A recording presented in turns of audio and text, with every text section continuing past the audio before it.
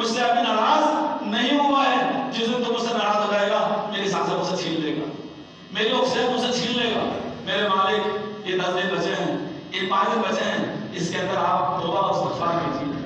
اللہ کے رسول صلی اللہ علیہ وسلم بنی اسرائیل کے ایک واقعہ کوٹ کرتے ہیں، حدیث میں بتاتے ہیں۔ بنی اسرائیل میں ایک شخص تھا، اس کا نام تھا کفل، بدتمیز ٹائپ کا آدمی تھا، بے خدا ٹائپ کا بالکل۔ اس نے ایک غریب مسلمان عورت کو جو غریب تھی یاد رکھنا، اس نے جو تھا 60 درہم کے بدلے میں بدکاری کرنے پر راضی کر دیا۔ غریب اپنی پیٹ بھرنے کے لیے کیا کیا نہیں کر لیتا ہے۔ اللہ کے رسول نے توبہ کی ہے، اللہم انی اعوذ بک من المفلس، اللہ تعالیٰ میں تجھ سے پناہ مانگتا ہوں، مجھ کو غریب نہ رکھیو، یہ غربت انسان کے ایمان کو ختم کر دیتی ہے۔ وہ 60 درہم کے بدلے بہت گئی۔ اس نے جو تھا 60 درہم میں بدکاری کرنے کا طے کر لیا۔ وقت مقررہ پر جب کفل پہنچا بدکاری کرنے کے لیے تو اس عورت کو خیال آیا میں نے اپنی پوری زندگی ایمان میں گزاری ہے، اطاعت میں گزاری ہے، بندگی میں گزاری ہے، اللہ کو راضی کرنے میں گزاری ہے، آج یہ نوبت آ گئی ہے۔ اس کی آنکھوں سے یہ باتیں سوچ کے آنسو نکل پڑے۔ کفل نے پوچھا تو رو کیوں رہی ہے؟ اس نے کہا کہ میں نے پوری زندگی اپنی اللہ کی اطاعت میں گزاری ہے، آج میرے پیٹ نے مجھے کہاں پہنچا دیا۔ مجھے ڈر ہے اپنے رب کا، مجھے خوف ہے اپنے رب کا۔ جب اس بندی نے یہ کہا کہ مجھے ڈر ہے اپنے رب کا، مجھے خوف ہے اپنے رب کا، کفل کے اندر سے ایک آواز آئی، کفل یہ تو کیا کر رہا ہے؟ یہ میں حدیث سنا رہا ہوں آپ کو، کفل یہ تو کیا کر رہا ہے؟ کفل وہیں پر رک جاتا ہے۔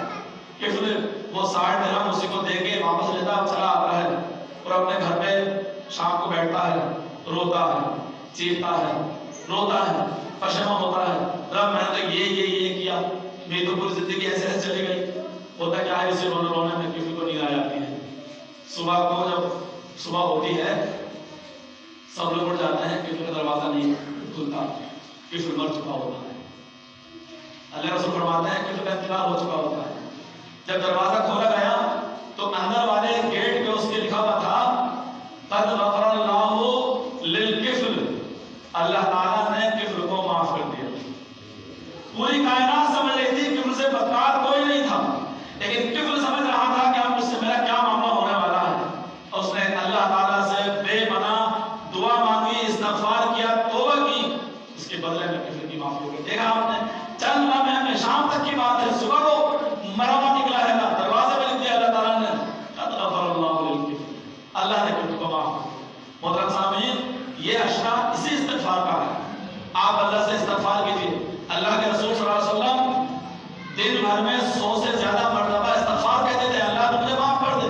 مجھے بتاؤ آپ لوگ کیا اللہ رسول کوئی ایسی بات ہو گئی جو اللہ سے معافی مانگتے؟ اس کے باوجود ہم نے اپنے بڑوں سے سنا ہے صرف اللہ ہی ان سے بڑا ہے نا، اس کے باوجود بھی اللہ کے رسول صلی اللہ علیہ وسلم اللہ کے حضور اپنا ماتھا ٹیک کے معافی مانگ کرتے تھے، دن میں 100 مرتبہ۔ آپ کتنی بار مانگ رہے ہو معافی؟ تمہاری ہماری اس موٹی زبان سے نکل جائے تو 4 مرتبہ استغفر اللہ، اللہ تعالیٰ معاف کر دیے، دن میں تو 4 مرتبہ نکلتا ہوگا۔ اللہ کے رسول 100 مرتبہ، تم 2 مرتبہ، میں 1 مرتبہ۔ کس مقام میں کھڑے ہو آپ؟ دیکھو اپنے ہاتھ سے یہ موقع ضائع مت دو، یہ بہت شاندار موقع ہے، اللہ سے مغفرت کا موقع ہے، اپنی مغفرت کروا لیجیے۔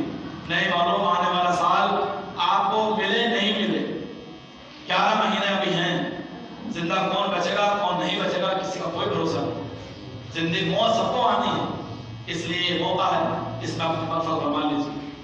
2 باتیں اور کروں گا آپ سے۔ اگلے 5 دن کے بعد میں جمعہ جب آئے گا تو وہ 30واں عشرہ لگ چکا ہوگا۔ جن لوگوں کو اعتکاف میں بیٹھنا ہو وہ اپنا ذہن بنا لیں کہ ہمیں اعتکاف میں بیٹھنا ہے۔ اعتکاف والے کے بارے میں اللہ کے رسول نے فرمایا ہے کہ یہ مسجد کے گھوٹے ہیں، یاد رکھو، اعتکاف والوں کے بارے میں فرمایا ہے کہ یہ مسجد کے گھوٹے ہیں، جب یہ مسجد میں نہیں ہوتے ہیں فرشتے ان کو تلاش کرتے پھرتے ہیں، فرشتے ان کی مزاج پرسی کے لیے ان کے گھر جاتے ہیں، ان کو مرض کے بستر پہ پاتے ہیں تو ان کے لیے دعا کرتے ہیں۔ تو یہ اعتکاف اگر آپ کو کرنا ہے تو آپ اپنا ذہن تیار کر لیجئے، اس کی بڑی برکت ہے۔ اعتکاف اللہ کے رسول صلی اللہ علیہ وسلم تو پورے مہینے اعتکاف کرتے تھے، آپ شروع میں 10 دن بھی کرتے تھے، کبھی آپ نے 20 درجن کیا ہے، کبھی آپ نے آخری درجن کیا ہے۔ اب ہم لوگ آخری درجن میں اعتکاف کیوں کرتے ہیں؟ سن لیجیے، سمجھ لیجیے۔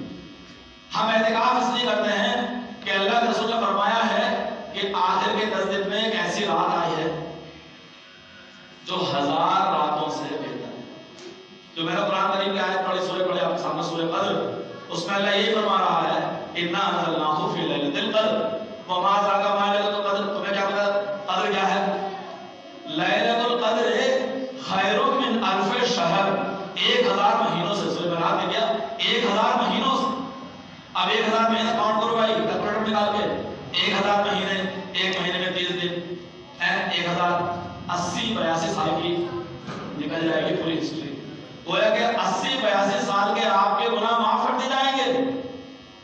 یہ اسی اب اللہ رسول نے فرمایا گیا کہ میں نے شب قدر کو دیکھا اور پھر مجھے بھلا دیا گیا، میں ایک حکمت کے تحت بھلا دیا گیا۔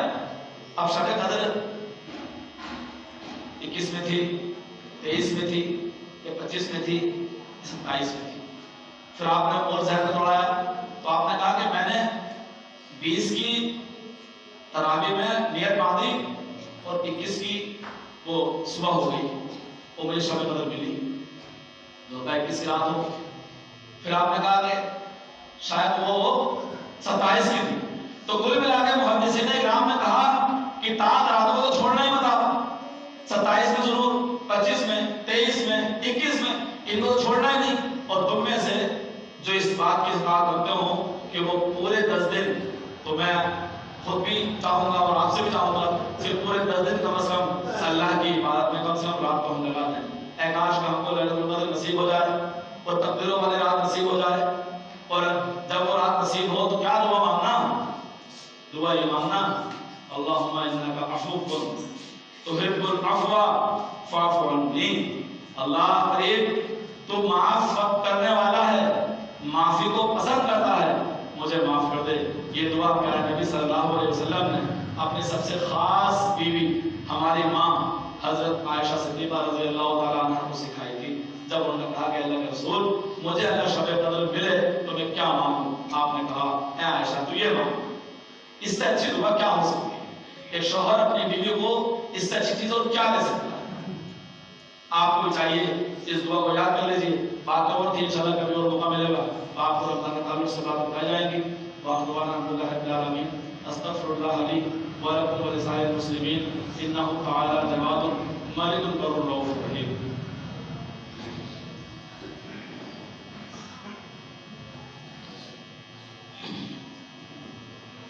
الحمدللہ نحمده ونستعینه ونستغفره ونؤمن به ونتوکل علیہ ونعوذ باللہ من شرور انفسنا ومن سیئات اعمالنا من يهده الله فلا مضل له ومن يضلل فلا هادي له أما بعد قال الله تعالى في كتابه الكريم يا أيها الذين آمنوا قوا أنفسكم وأهليكم نارا وقودها الناس والحجارة عليها ملائكة غلاظ شداد لا يعصون الله ما أمرهم ويفعلون ما يؤمرون وقال تعالى يوم يفر المرء من أخيه وأمه وأبيه وصاحبته وبنيه لكل امرئ منهم يومئذ شأن يغنيه وقال تعالى والذي أرسل رسوله بالهدى ودين الحق ليظهره على الدين كله ولو كره المشركون اللهم صل وسلم على خاتم النبيين محمد وعلى الخلفاء الراشدين أبو الصديق عمر الفاروق وعثمان بن عفان وعلي بن أبي طالب اللهم انصر من نصر دين محمد صلى الله عليه وسلم واجعلنا منهم ولا تخذل من خذل دين محمد صلى الله عليه وسلم ولا تجعلنا منهم عباد الله رحمكم الله إن الله يأمر بالعدل والإحسان وإيتاء ذي القربى وينهى عن الفحشاء والمنكر والبغي يعظكم لعلكم تذكرون ولذكر الله أعلم وأكبر والله